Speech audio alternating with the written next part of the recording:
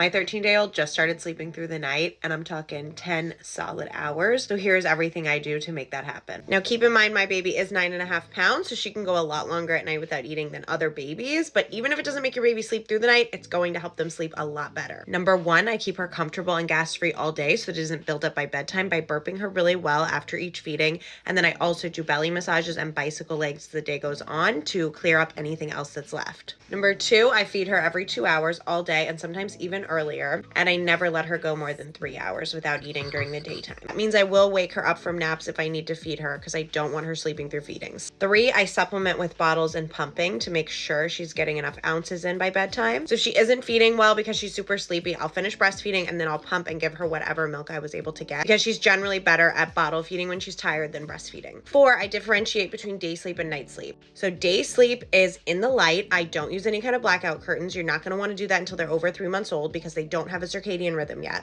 She generally sleeps wherever I am during the day, so that sometimes means on me or in a carrier or in the bassinet that I keep downstairs.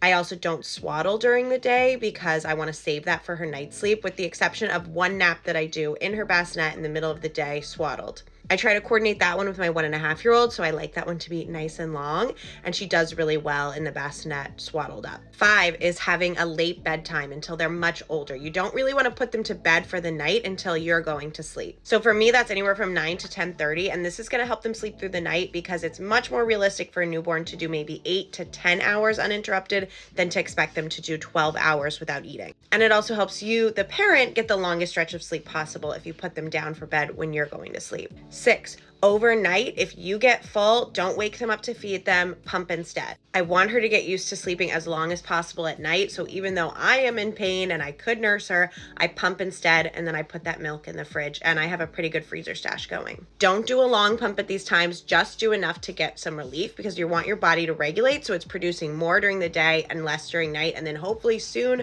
I'm not going to produce anything overnight and I don't need to wake up to pump. Number seven, have them sleep in a cool room but bundled up nice and warm. Our room is about 66 to 68 degrees, and that's also better for baby's immune system and their sleep. Eight is double swaddling, so put them in 2 swaddles. This is how my baby looks when she sleeps. So she has 2.5 TOG sleep sacks on. They're the happiest baby ones because she does have a snoo, so they go together. So she's not going to overheat because they're 2 thin sleep sacks, but doing both really helps keep their arms down so that the startle reflex doesn't wake them up.